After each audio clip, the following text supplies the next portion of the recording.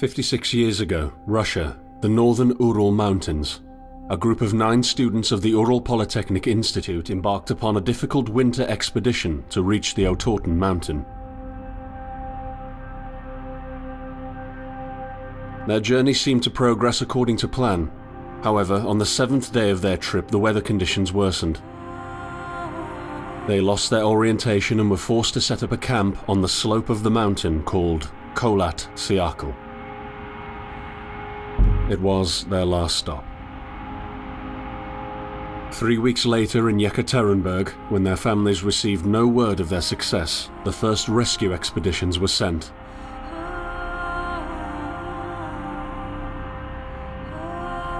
On February 25, 1959, an abandoned encampment was found. The tent was torn down and covered with snow, with all the group's belongings left inside. Further examination revealed it was cut from inside out. The surrounding footprints indicated the crew had fled the tent. They were barefooted. This suggests a frantic escape, characteristic of people scared out of their wits. 2 sets of prints led to a forested area down the slope. The rescue team found an improvised fireplace and 2 bodies. They were lying in but their underwear, with cuts and scratches to their limbs, suggesting they had tried to climb the tree in panic. What could terrify them so much? The next 3 bodies were found scattered a few hundred meters from the first discovery. One of them had suffered a fractured skull, this despite no evidence of a struggle. It took the spring thaw 2 months later to enable the rescue team to find the rest of the victims. The last 4 skiers were found buried in a thick layer of ice and snow. Their autopsies led to even more bizarre findings. All of the bodies had severe internal injuries caused by an undetermined force, similar to that of a serious car accident. No external damage nor bruises were visible, besides a tongue ripped from one victim's mouth and a strange orange skin color. Much speculation arose from these puzzling events. Such theories included attack from the local tribesmen, from an avalanche, or animals.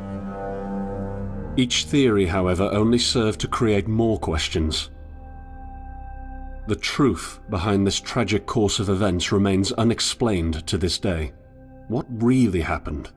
Maybe the answer still waits to be discovered, deep under the snow.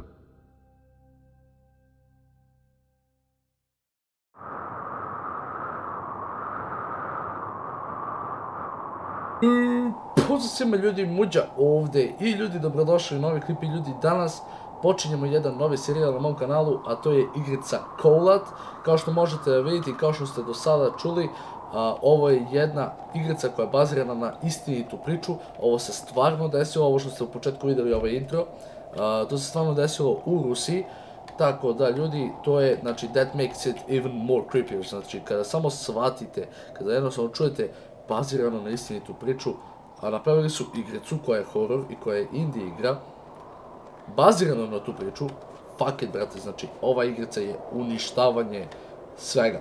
Kao što možete da vidite, mnogo je lepa i bilo bi do jaja kada bi stvarno podržali ovaj klip, zato što je jedna od najlepših horor igrica koju sam ikada video. Što se tiče grafike, priču ne znam, tako da priču ćemo tek da upoznamo svi zajedno, ne znam ni koliko je dugačka, tako da nadam se da nije preterano dugačka, nadam se da je priča do jaja. Ako je dugačka, onda neka bude priča stvarno ekstremno, da se udubimo u priču, da shvatimo neke stvari koje su se desile tamo, ako već ono, ne može nikako drugačije. Tako da ljudi, kao što možete vidjeti, oh fuck, brata, ovaj sneg duva, ovaj vetar, to jest, duva sneg na nas. Kao što možete vidjeti, igrica je stvarno prelepo napravljena i ja mogu da trčim, wow. Konačno, brate, jedna igrica gde stvarno ono mogu da trčim. Okej. Idemo, ići ćemo ovde. Pa šta vam Bog da. Inače, ljudi, GTA 5. Fuck, brate, bližimo se jebenom kraju. Ja ne mogu da verujem da se bližimo kraju. Ali ono, biće ekstra. Onu misiju, ostavit ću, neka prođe malo pa ću da je snimim. Pošto će verovatno dosta dugo vremena da mi treba da je snimim.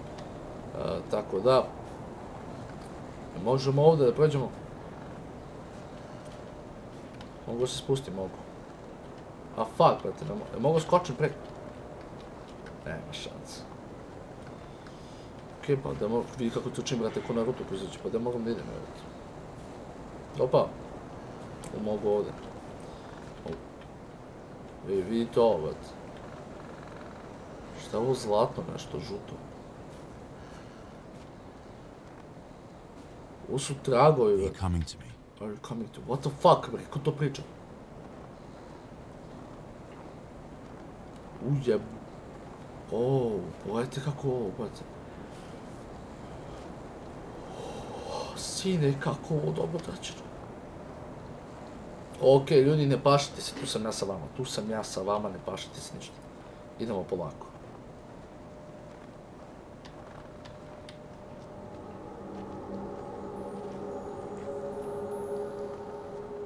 Okej.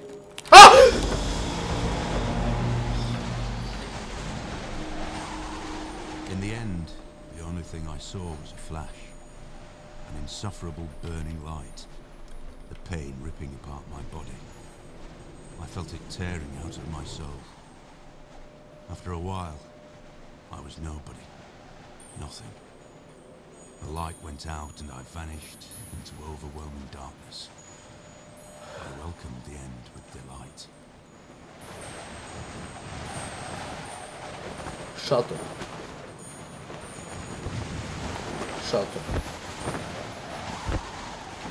Press E, ok. Uđu u šator, zatvori se i ne izlazi.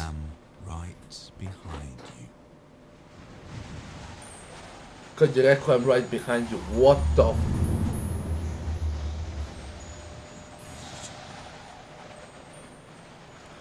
What the fuck, brate, znači, what? Ja ću se šugiram, ja ću majke mi da se šugiram. Ovaj glas. Može neko da mi napiše dole ko je narator, ko priča ovo sve. Znači, nisam, moram da pogledam u credits, ko priča, znači, ovaj glas, ovaj fucking glas mi je toliko poznat, a toliko je sjeban. Znači, kad je, oh my god, brate, kad je rekao I'm right behind you, a onaj se još okreće, onaj nenormalni u igrici, brate, okreće se onako, what the fuck, zašto se okrećeš? Let your character rest, don't run all the time. To je dobro, brate, što stavljaju uvijek ono u igrici, kad igrate igricu, stave ono se stane kao neki Act 2, već je u kraju Act 1. Have you ever tried to hold on to your humanity? When others convince you of being no more than a subject, an object, which they can bend to their will? When they told you that you were a monster that deserved punishment? What the fuck? A uvijek mora ovo svetlo da bude.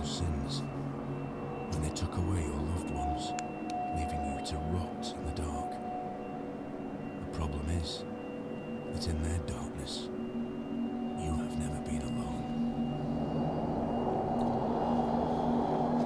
Ovo je skroz sjebano.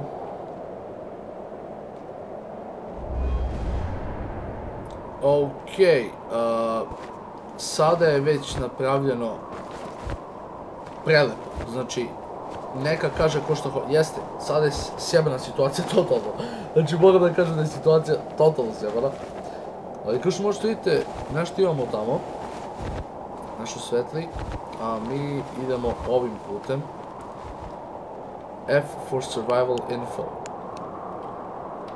okej, ja sam pritisnuo F i pali se svetlo, okej. I svetlo također prelepo, znači, kao što možete da vidite, bukvalno služi, brate, da osvetite nešto, a ne kao u Slenderu, bukvalno gasi svetlo i vidiš sve, brate. What the fuck? Ovi zvukovi, ovo.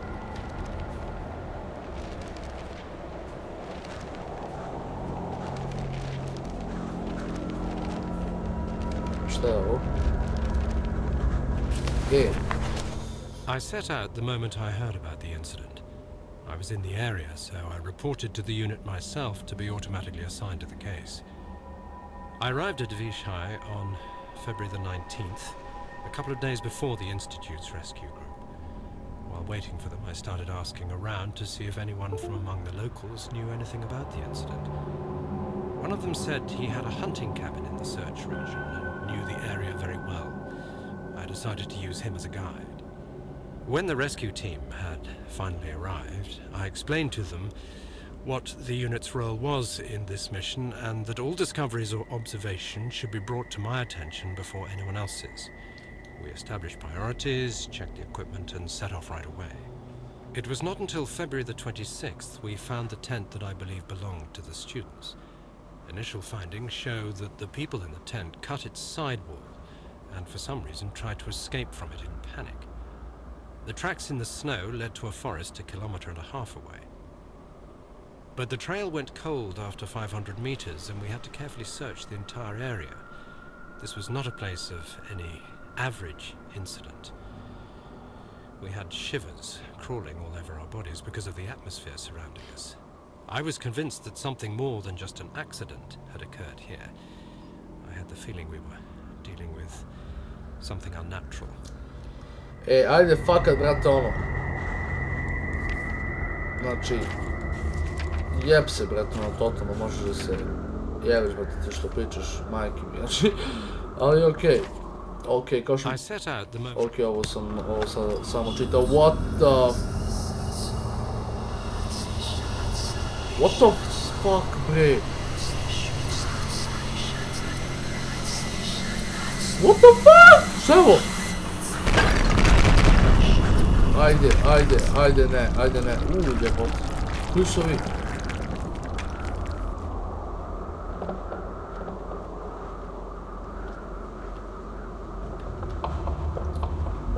Će ovo da nam bude kao ono... Kao ovo će da nam bude ono... Čekaj bre, šta ovamo gori? Toliko pitanja, a malo odgovora. What the fuck bre, idem. The forest. Okej. Ajmo da se smirimo. Ajmo da se smirimo. Polako ljudi, ovo je samo igrica, ne brinite se ništa, znači. Ovaj fucking vetar, brate, kako me ukenja, znači. Ovo je jedna odlična igrica, ljudi. Ne brinite se ništa. Znači, mi sada pratimo naše drugare, ove što svetle. Bukvalno njihovim stopama idemo. I... Da. Idemo njihovim stopama. U FPS drop odjedno, nešto će se desiti ovdje.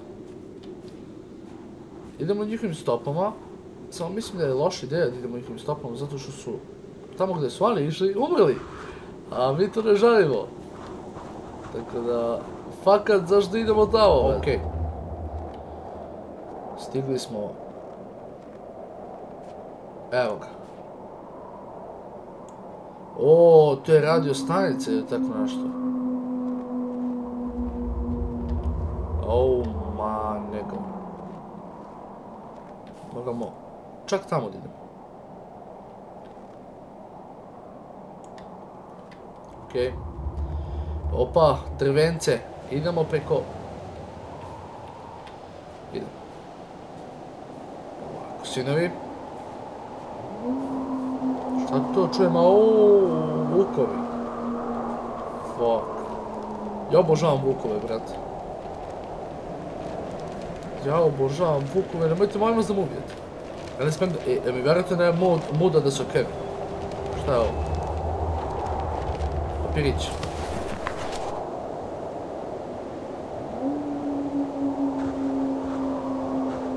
Ovaj nema da priča. Mada kapiram šta hoće da kaže. Ko hoće može ono da se vrati, stopira i da pročita ako želi.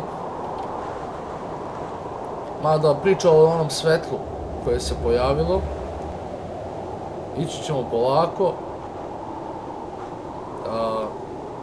Ništa posebno.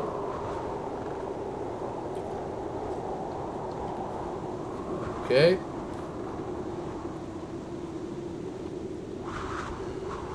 Ovaj vetar, brate. Šta je ono tamo? Ovaj fokus je, brate. Malo da vidim. Ovaj vetar kako duva, brate mili, kako sam se ukenio sad. Idemo ljudi polako. Okej. Ovdje imamo jednu vatru. Tako da... Možda ima nekog ovdje, a? Daj Bože. Halo. Dobro večer. Možete nekako da nam pomognete, molim vas. Ili... Oh, saving. Tu sam ja. Tu je ovo. A tu sam ja. Okej, mapa, pogledajte kolika je. Do jaja! Okej ljudi, ja mislim da bi to bilo to. Hvala svima što ste pogledali ovaj klip. Nadam se da vam se svidio. Ako jeste, ostavite like, share i subscribe. Ako hoćete još Kholata, ostavite like obavezno i napišite u komentarima. Puno bi mi značilo. I ljudi, mi se vidimo u sljedećem klipu. Veliki pozdrav za sve vas i